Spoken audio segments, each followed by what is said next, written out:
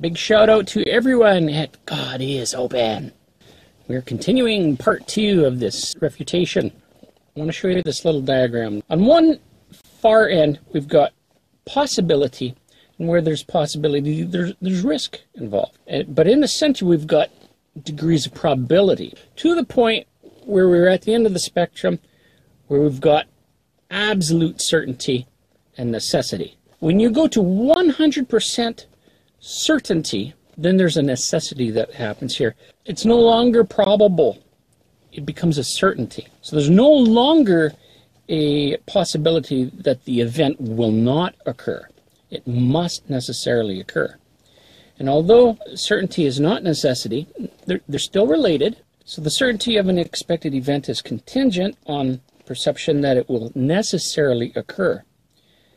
And it cannot possibly be otherwise. On your view, given free will, God kind of took a risk, didn't he? Look how many people are going to hell, and he doesn't want them to, and yet he decided to create us all, to give us free will, and they're all going to hell, and God can't do anything about it. That's your view. Will you own it?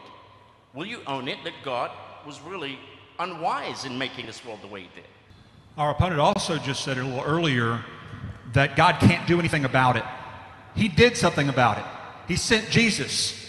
To say he can't do anything about it totally undermines the gospel, that God has sent Christ for us to be able to believe, and he makes a way of salvation. He makes an appeal for all men to be reconciled through faith in him. He says, we just don't assume that God is pleased to meticulously determine the world like robots. God did do something about it. He sent his son. I think he misunderstood Zachariades' point, and he reacted in anger. The question is, how does God sending Jesus into the world stop people from going to hell? Those same people whom God foresees with changeless certainty are going to go there. It does do nothing, really. It does nothing. If God sent Jesus into the world according to Arminianism or provisionalism or traditionalism or whatever he wants to call himself, then God did not wisely choose to accommodate the means to the ends. When Flowers says, oh, necessity does not equate certainty, foreknowledge does not equate predestination, basically the same thing. They usually bring this up when they're talking about man's free will, about God foreseeing what man does, man's free actions. God wants a free world with free moral creatures. That's what we believe. And therefore, God's not failing by allowing for free choice any more so than you as a parent. If you allow your child... Did God know that people would reject him? I'm not going to jump into the modal fallacy of conflating necessity with that which is known. In other words, that which is known can be certainly known, but not necessary. I'm not saying it's necessary. I'm saying certain. Well, so it was certain. Again, we did God know? We are not denying that God certainly knows. Okay. We are denying that certain knowledge equals determinism. I'm not saying it equals determinism. What I'm saying is that given your free will, You're how can you know? Questions. Let's be respectful. How does your view audience allow is God to know? Questions. The audience is asking questions now, so let's be respectful. It's not merely an issue of whether we have genuine free will, but whether God does. If God foresaw timelessly and changelessly whom he will consign to eternal punishment on the day of judgment, if God foresees future decisions that he himself will make with certainty, the question is when? When does God actually make the decision? God can't make future decisions because it would add to his experience of reality. It would constitute new knowledge, and it would imply that God experiences sequence. And from God's so-called timeless perspective, he's already eternally been viewing these people in the flames of torment. The distinction between memory and looking to the future, it doesn't exist to the atemporal one of traditional theology. The term foreknowledge, it's a nonsense term anyway because it implies sequence. It's a term without content. The classical Arminian God cannot foreknow anything because the term would imply that there are things future to him that are not present to him. If he's incapable of new knowledge, or nescience, nothing is future to him. So that God foreknows everything perfectly. It's a nonsense term, right? He doesn't know the difference between future, past, and present. No distinction. They're nonsense terms. When you invoke an atemporal being, you end up with what Christopher Teams calls linguistic nihilism. Thank you for that term. That's a good one. That's a keeper. Atemporality is the basis for the stories and myths about time travel. Now, in ancient Greek theater, there was a device that the production team, they'd used to elevate or lower the actor on the stage, and this actor portrayed a god. The Latins called this the deus ex machina, the god in the machine. The playwrights, they would invoke the appearance of a god in their stories in order to resolve plot holes. Atemporality, or timelessness, is a theological plot hole device. Flowers says, oh, we can't understand it. It's timesy-wimesy stuff to we who are mere mortals who don't have a TARDIS. And sadly, this is still tolerated in modern theology. It's past its due date. It's turning already. A timeless deity cannot hear prayer. A timeless deity cannot see what happens as change actually occurs in time, because it means experiential knowledge or new knowledge. One of the things about the present, you probably noticed, is that things are constantly changing. Well, change is an attribute of the present. Now, can God actually see change occurring?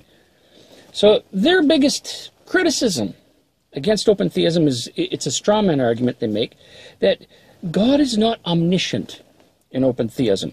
But open theism, it affirms that God has experiential knowledge, because God can and must perceive change in the present as it actually occurs.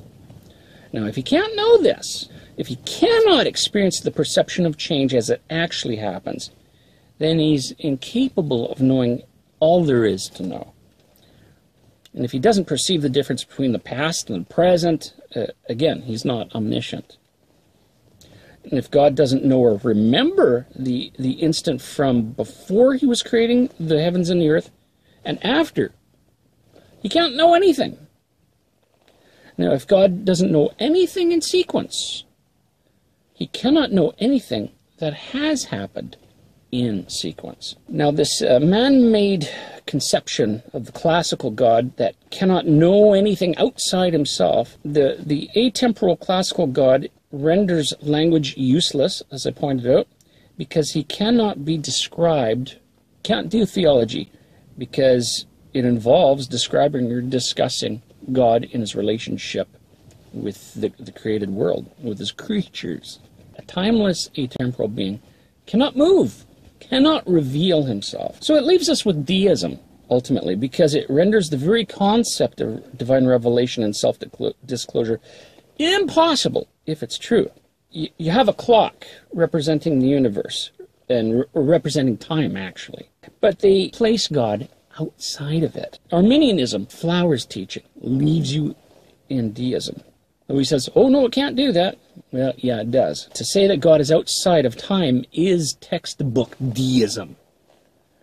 So why doesn't Flowers or Zachariades just get honest and own what they really believe? That they don't believe God is sovereign, that he's powerless because he has no free will, that free will is an anthropopathism, that he can't hear prayer, and that he's either trapped by necessity outside the machine, outside the clock, outside of time, or that he is the machine unable to do anything except what the finished machine determines him to do. So it ends up with solipsism, ultimately. It deifies the creation. Also, what Pritchett does in the video is he makes the foreknowledge, which is the same thing as knowledge itself. Foreknowledge is a type of knowledge. He makes the foreknowledge an eternal attribute of God. Do you presuppose God, in his omniscience, did not know Adam would fall? No, we don't presuppose that. We presuppose that God actually foreknows everything. To be omniscient is a part of God's immutable, unchanging nature. So they actually have a problem if they don't believe that God's attribute is prior to his decree. So, we believe that God foreknew that Adam would fall, but yet he created it anyway because God has purposes in creation to bring glory to himself. But then you equivocate on free will because you say that, well, it doesn't really matter because God is sovereign, he knows anyway. But what is it that God knows? Does God know A or B? In relation to me eating an apple tomorrow at 12 o'clock, does he know that I will do it? If he does, am I free to not choose that apple tomorrow? Whack. Well, on that note, why don't we've reached our 30 minutes for questions. Now, once that's done, here's what happens. How is it that the manifestation in phenomena, like things that happen in this world, how is it that this world perfectly mirrors, in all its details, this archetype without being dependent on the archetype at all? How is that possible? How is the physical analog, this creation, how is the physical analog of this eternal attribute, the foreknowledge, able to reflect it without being dependent on it? Flowers and Pritchett are saying that foreknowledge is an eternal attribute of God. And so you get the Calvinists and Arminians, which are Calvinist-like, arguing back and forth. Which comes first, the chicken or the egg, foreknowledge or predestination?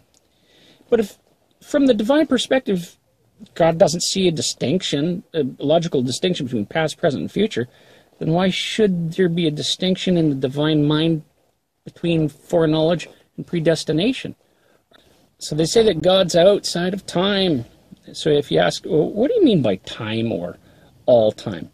And they boldly assert that time encompasses past, present, and future. Flowers needs to admit that if both premises are true, God created time, and time is past, present, and future,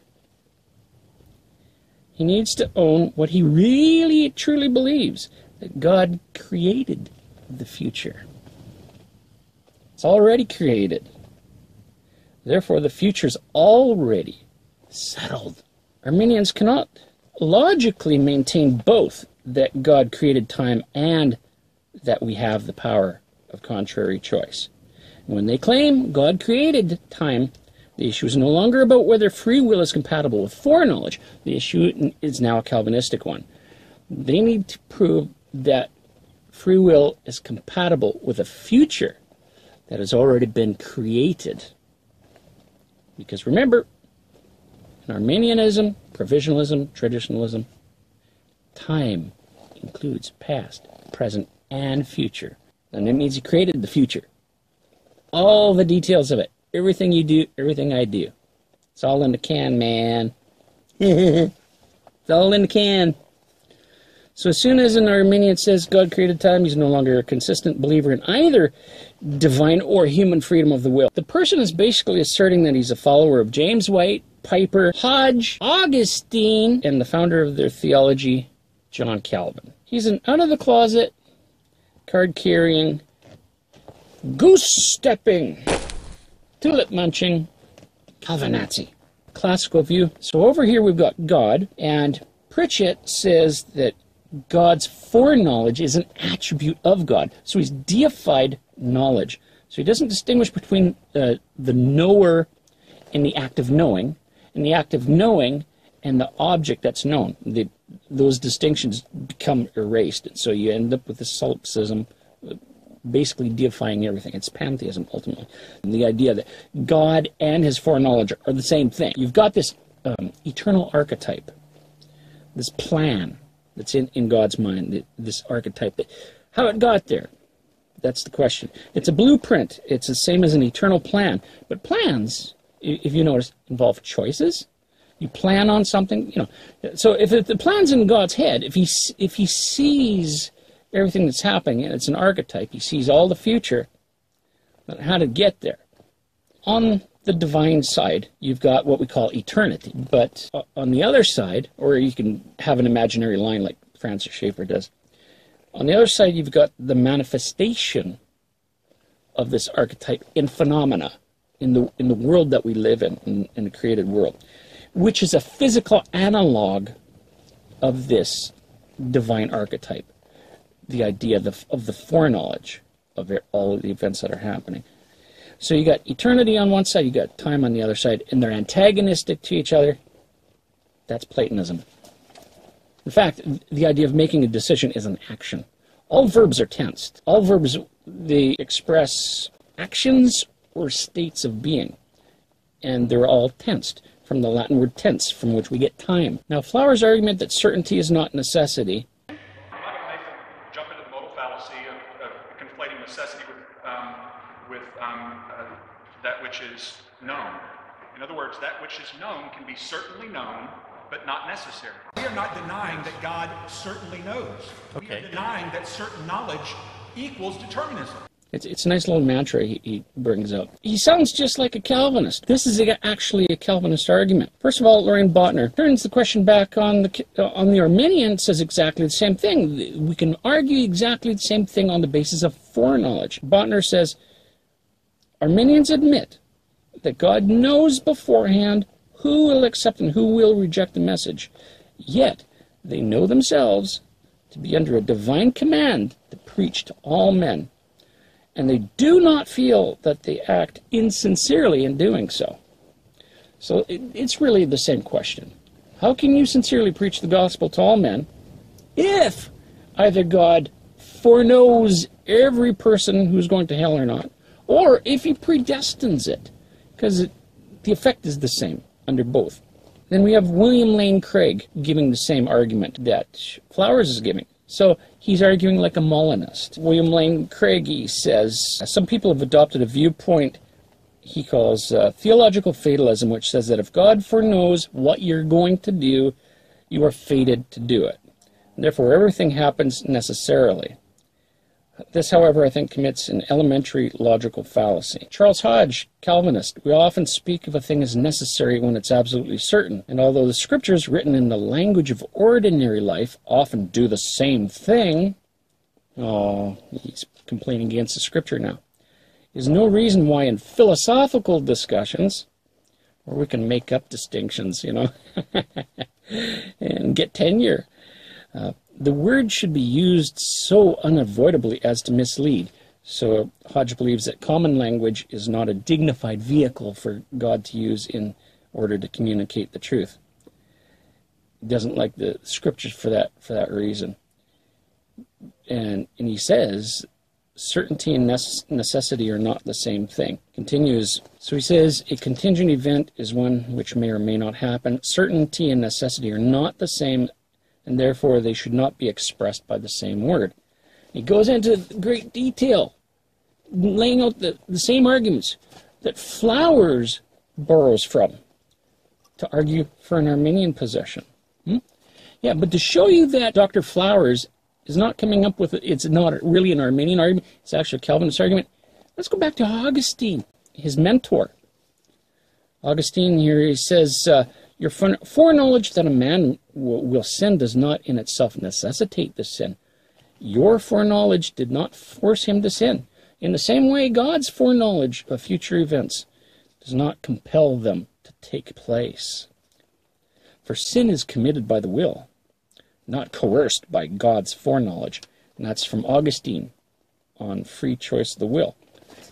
That's a Calvinistic argument. So, our dear brother Flowers, as great as he is at exposing, and he's good at it, a lot of Calvinism, he chops off the branches, the 5 branches, he gets rid of the tulip, but he keeps the tree stump itself, which is the Platonic idea of atemporality. Isn't it weird watching this argument go back and forth? Oh, they should adopt a consistent view, become open theists. And the other groups are, oh, that's a horrible thing to call me. I don't like your tie. You look like the open theist. Because by definition, a future free action is unknowable. It's unknowable. Doesn't exist until I make my decision. Until I exercise my free will, there is nothing to know. That's why my friends should affirm or should embrace, as they're clearly almost there, open theism. So he said we should become open theists. Actually, they are a form of open theism because they have God's immutable attribute of omniscience logically dependent upon God performing an action. To decree is to do. And so they're saying they both should become consistent with what they believe and become open theists. Well, I think they both should. They're both those guys are inconsistent. So enough of my rant for today. Ooh, time for lunch. All right, go.